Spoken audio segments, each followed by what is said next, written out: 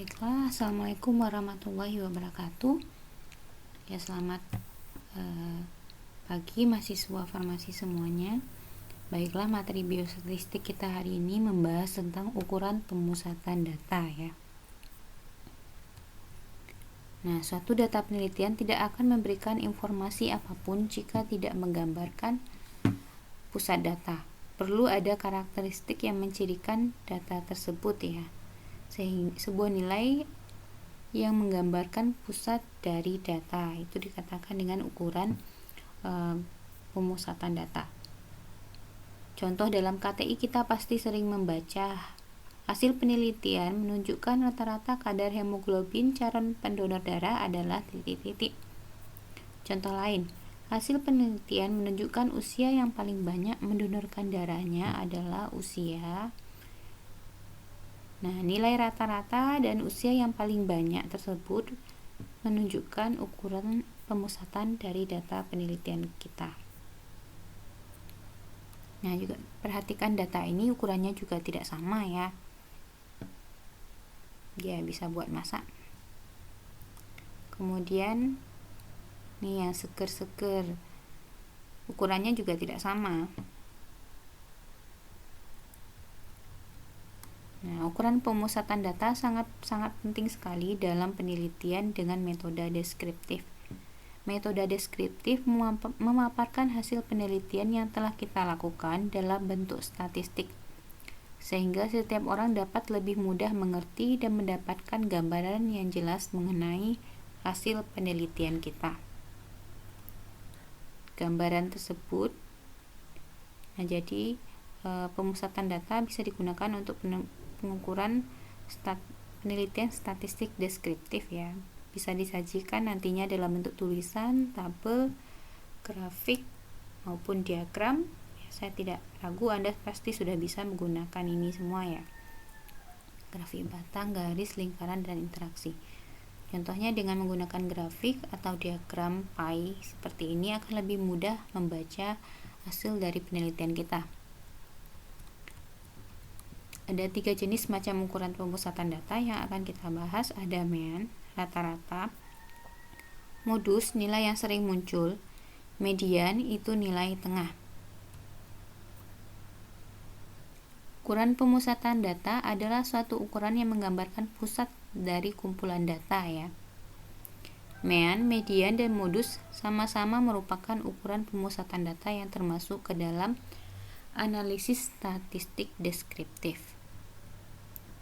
Nah, sebelum kita masuk ke ukuran pemusatan data, perlu diketahui ada 2 jenis data ya, data tunggal dan data kelompok. Data tunggal ini belum dilakukan interval ya, dan tidak untuk menghitungnya kita juga tidak menggunakan tabel frekuensi kumulatif, tidak ada tabel tambahan.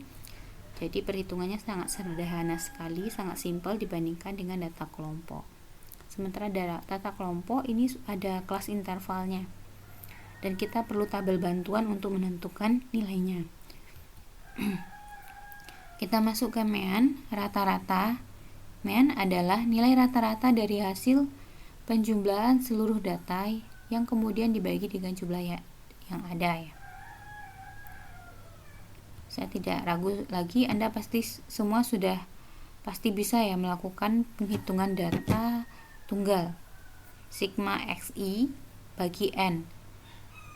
Sigma jumlah seluruh data yang Anda dapatkan dibagi dengan n, jumlah subjek atau jumlah populasi. Sementara untuk data ini contohnya ya, nanti bisa dilihat dijumlahkan semua data kemudian dibagi jumlah sampel atau subjek. Sementara untuk data berkelompok kita menggunakan rumus sigma fi dikali xi dibagi sigma fi, di mana fi merupakan frekuensi relatif tiap kelas interval dan xi merupakan nilai pengamatan yang diwakili dengan nilai tengah kelas. Jadi nilai tengah xi ini nilai tengah. Coba nanti kita hitung nilai tengahnya. Contoh soal, langsung masuk ke contoh soal. Hasil ujian mahasiswa TTD yang berjumlah 54 orang diolah di dalam tabel di samping ini. Tentukan mean dari data tersebut.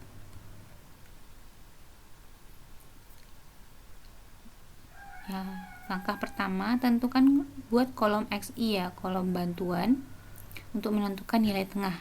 Nilai tengah didapatkan dari penjumlahan nilai batas atas dengan batas bawah dibagi 2. Contohnya nomor 1, batas bawah 48, batas atas 52, dijumlahkan dan dibagi 2, didapatkan hasil 50.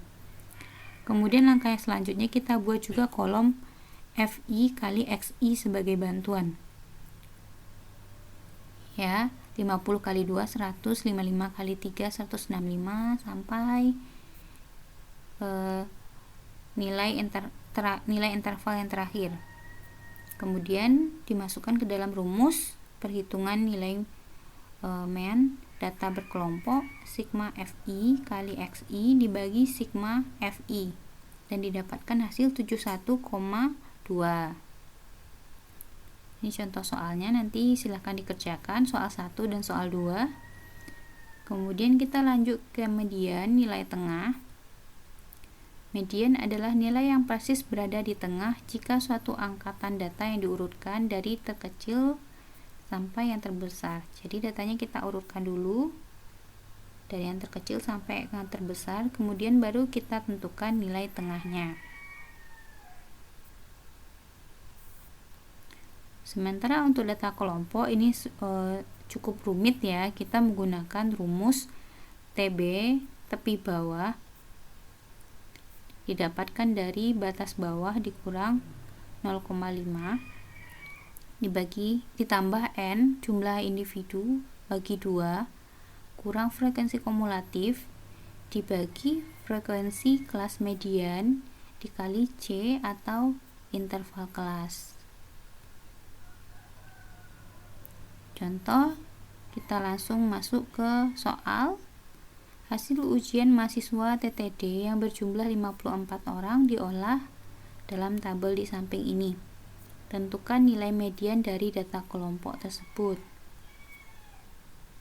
Kita buat kolom bantuan dulu ya, kolom bantuan F untuk menentukan nilai frekuensi kumulatif. Ya, ini dari penjumlahan ya. 2 tambah 3, 5, 5 tambah 5, 10, 10 tambah 9, 19 sampai interval yang terakhir. Kemudian langkah selanjutnya kita tentukan kelas median berdasarkan frekuensi kumulatif dari setengah jumlah data. Ya, setengah jumlah datanya ada 54 dibagi 2, 27. 27 kita dapatkan pada kelas yang kelima. Kelas yang kelima kita namakan dengan kelas median. Kita fokus di kelas yang kelima tersebut untuk menentukan tepi bawah dan dari nilai minimum kelas median. Tepi bawahnya 68 ya, kurang 0,5 sama dengan 67,5, dan tentukan interval. Interval didapatkan dari batas atas dikurang batas bawah ditambah 1. 72 kurang 68 ditambah 1 sama dengan 5. Kemudian kita tentukan nilai frekuensi kumulatif, yakni nilai frekuensi kumulatif dari kelas sebelum kelas median itu ada 19, dan yang terakhir kita tentukan frekuensi relatif dari kelas median itu ada 10 ya, frekuensi kumulatif ada 10.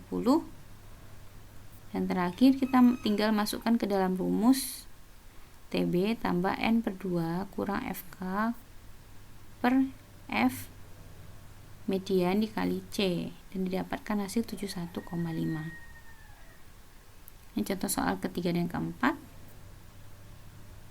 Ya, begitu ya perhitungan untuk mean dan median baik data tunggal maupun data berkelompok. Sekian untuk dari saya, terima kasih atas perhatiannya. Assalamualaikum warahmatullahi wabarakatuh.